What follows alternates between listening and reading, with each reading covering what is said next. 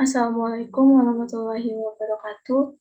Perkenalkan, nama saya Leni Herlita, NIM 9320258. Di sini saya akan mempresentasikan laporan tugas besar saya, yaitu mata kuliah Sistem Transmisi dan Telekomunikasi Data. Di sini saya mendapatkan tugas besar, yaitu menganalisis folded dipole antena. Sebelum masuk ke analisa data, di sini ada dasar teori. Yang pertama antena. Antena sendiri yaitu radiator gelombang elektromagnetik, yang artinya di mana antena inilah gelombang elektromagnetik yang dipancarkan. Gelombang elektromagnetik ini hanya akan muncul bila ada aliran arus listrik yang berubah-ubah atau bolak-balik. Sedangkan arus listrik sendiri berasal dari gerakan elektron. Jadi untuk membangkitkan sebuah gelombang elektromagnetik harus ada elektron yang digerakkan. Itulah sebabnya bahan baku terbaik untuk sebuah antena adalah konduktor.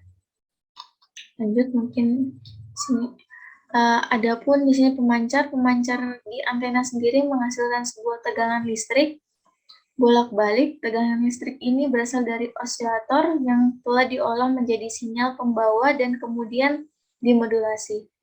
Sinyal pembawa yang telah termodulasi ini kemudian diperkuat dengan sebuah amplifier agar memiliki daya yang besar. Selanjutnya, tegangan atau sebuah sinyal pembawa yang termodulasi dan berdaya besar ini kemudian dikirim ke antena untuk menggerakkan elektron-elektron di dalam antena. Dan lanjut di sini penjelasan antenanya saya sendiri, yaitu folded dipole antena, yaitu sebuah antena folded dipole adalah sebuah dipole dengan penjatuhan di tengah atau center fit half dipole dengan didampingi 1/2 dipole lain yang dipasang dekat dengan dipole utama dan dihubungkan di ujungnya. Jadi jarak antara kedua dipole tersebut adalah 1/64 lambda dari frekuensi kerjanya, dan panjang secara keseluruhan adalah 1/2 lambda seperti gambar 2.1 ini. Kemudian antena folded dipole ini melekuk sangat baik dalam pengoperasian di area apa saja tanpa memikirkan medan yang tertutup seperti gunung maupun gedung. Jadi antena ini sangat baik digunakan. Dan mungkin lanjut di sini terdapat jenis-jenis folded dipole antena. Yang pertama ada antena folded dipole tingkat 1. Di sini untuk gambarnya memiliki struktur antena dengan approach 300 ohm dan 1/2 lambda. Kemudian yang jenis kedua yaitu tingkat 2, dia approach-nya 630 ohm dan sama 1/2 lambda. Dan ada yang jenis ketiga yaitu antena folded dipole tingkat 3, sama 1/2 lambda dan CFIS-nya 4,10. Terakhir ada antena folded dipole tingkat 4, di mana di sini memiliki perbedaan. Terdapat 1/2 lambda dari sini ke sini, kemudian dari sini ke sini juga 1/2 lambda, dan untuk tingginya lebar untuk tingginya ini yaitu 1/4 lambda. Dari keempat jenis antena folded dipole tersebut, mungkin yang paling familiar di antara mereka ini yaitu tingkat 1 dan tingkat 2, karena untuk tingkat tersebut bisa digunakan untuk antena TV. Kemudian lanjut, sini terdapat pola radiasi antena dipole 1/2 lambda. Jadi untuk gain totalnya di sini bisa kita lihat sendiri batas-batasannya. Kemudian ini untuk gambar pola radiasi antena folded dipole 1/4 lambda. Kemudian lanjut ke praktikum saya. Ini untuk alat dan bahannya terdapat laptop, software antena trainer, Yagi antena, folded dipole antena, main controller, transmitter, dan receiver. Dan untuk keselamatan kerjanya sendiri seperti biasa yang harus dilakukan yaitu memahami fungsi alat praktikum dan menggunakannya untuk aktivitas yang sesuai dengan fungsinya. Jadi kita tidak boleh sembarangan menggunakan alat-alat praktikum yang ada di lab. Dan untuk gambar kerjanya di sini untuk yang gambar 5.1 yaitu folded dipole antena posisi horizontal. Di sini posisi horizontal yaitu antena dipolnya dan yang satunya lagi yaitu antena Yagi. Yang gambar 5.2 yaitu sama, cuman posisinya posisi vertikal yaitu miring berdiri seperti ini. Lanjut prosedur percobaan. Sebelum melakukan praktikum, siapkan alat dan bahan yang akan digunakan. Yang kedua, menghidupkan laptop yang akan digunakan untuk melihat gelombang dan derajat setiap perputaran antena. Yang ketiga, pasang folded dipole antena sebagai receiver dan Yagi antena pada transmitter. Jadi untuk antena folded dipole antenanya ini sebagai receiver dan untuk Yagi antenanya sendiri sebagai transmitter. Kemudian yang keempat, usahakan posisi antena sejajar agar dapat menangkap sinyal gelombang dengan baik. Usahakan antena ini bisa sejajar dengan antena yang satunya. Kemudian sambungkan kabel penghubung, kemudian masuk ke software data acquisition, pilih COM yang terhubung di laptop, pilih tipe yang digunakan yaitu folded dipole antena, kemudian pilih E-plane atau H-plane terlebih dahulu. Untuk E-plane sendiri yaitu posisi horizontal dan H-plane sendiri vertikal. Yang keenam, setelah itu jalankan aplikasi secara auto ketika sudah dirasa posisi antena sudah benar, tunggu hingga antena berputar 360 derajat. Jadi nanti antenanya dari 0 derajat akan berputar 360 derajat. Jika sudah, maka akan disimpan filenya. Kemudian jika ingin membukanya, yaitu dengan klik pilih file, lalu tekan open file yang tadi kita simpan. Setelah file terbuka, maka akan ada data dari pengambilan data yang kita ambil tadi. Lakukan pengambilan data pada maksimum level signal dengan menulis di tabel 0 derajat sampai 330 derajat.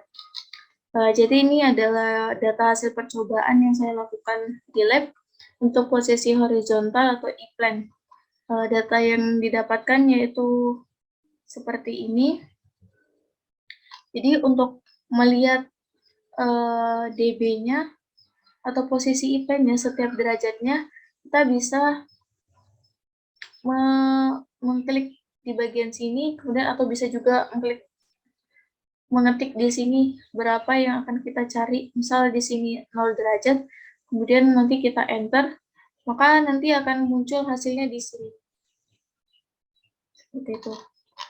Jadi dari data percobaan E-plane, untuk 0 derajat sendiri yaitu min 8,8, 30 derajat min 7,2, 60 derajat min 10,4, 90 derajat min 20,0, 120 derajat sama dengan min 12,9, 150 derajat min 9,7, kemudian 180 derajat min 7,2, 210 derajat min 7,6, 240 derajatnya min 10,2, 270 derajatnya min 20, kemudian 300 derajatnya min 12,8, yang terakhir itu 330 derajatnya min 7,2. Untuk posisi E-plane sendiri atau horizontal, dia memiliki bentuk yang bervariasi. Jadi bentuknya seperti ini. Ini untuk yang horizontal. Kemudian lanjut untuk posisi vertikal. Untuk posisi vertikal di sini yang warna biru. Jadi seperti melingkar. Jadi biasanya untuk posisi seperti ini tidak jauh beda, untuk tidak jauh angkanya dengan yang lainnya. Misal di sini posisi H-plane atau vertikalnya yaitu 0 derajat dengan min 16,1 dB, 30 derajat min 17,2, 60 derajat min 17,2, 90 derajat min 15,8, 120 derajat min 15,8, 150 derajat sama dengan min 15,8, 180 derajat sama dengan min 15,8, 210 derajat sama min 15,8, 240 derajat, min 15,8, 270 derajat, min 15,8, dan seterusnya juga sama, karena di sini bentukannya kurang lebih sama, kayak gelombangnya tidak terlalu kemana-mana seperti itu. Dan untuk analisa data sendiri, analisa data di sini kita bisa membuktikan hasil yang ada di sini. Misal di sini saya membuktikan pada posisi horizontal yaitu 150 derajat. Di sini untuk 150 derajat yaitu min 9,7. Caranya yaitu 150 derajat sama dengan 10 log min 9,7 per 1 dikali 73,16. Kemudian untuk rumus PR-nya sendiri yaitu P pangkat 2 dikali 73,16.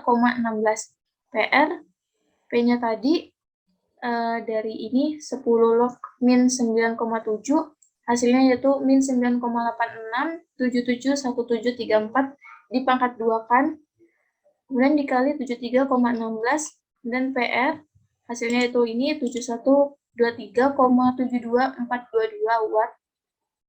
Kemudian kita cari I-nya sama dengan akar PR, rumusnya itu akar PR per 73,16, dan I akar 7123,72422, ambil dari PR-nya tadi, kemudian dibagi 73 per 73,16, dan hasilnya di sini I sama dengan 9,86722 dB. Hasilnya tidak jauh beda dengan yang di atas, yaitu beda 0,1 dB. Berarti hasilnya akurat dan pengukurannya tidak salah.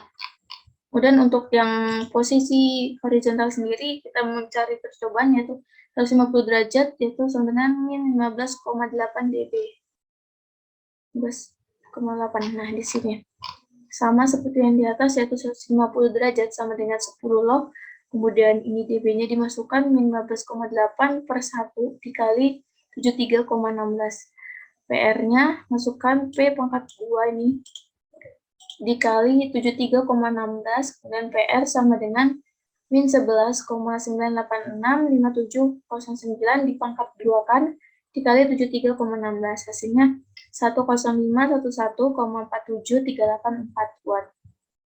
Kemudian untuk I-nya sendiri, yaitu akar PR per 73,16 sama dengan akar 10111,47384 atau dibagi 73,16, hasilnya 11,94. Untuk yang posisi vertikalnya sendiri di sini memiliki selisih yang agak jauh, yaitu 2,1, ya sekitaran 2 lah, 2 dB-an. Dan yang terakhir yaitu kesimpulan yang bisa saya ambil dari analisa di atas, yaitu folded dipole antena ini dapat bekerja dalam satu range frekuensi saja dengan polarisasi yang berbeda-beda dan gain yang berbeda-beda pula. Yang kedua yaitu folded dipole antena dapat dipergunakan untuk melakukan komunikasi jarak sedang atau sekitar 1000 km. Kemudian yang terakhir yaitu folded dipole antena yang melekuk sangat baik dalam pengoperasian di area apa saja tanpa memikirkan medan yang tertutup seperti gunung. Mungkin itu saja yang bisa saya sampaikan. Kurang lebihnya mohon dimaafkan. Wassalamualaikum warahmatullahi wabarakatuh.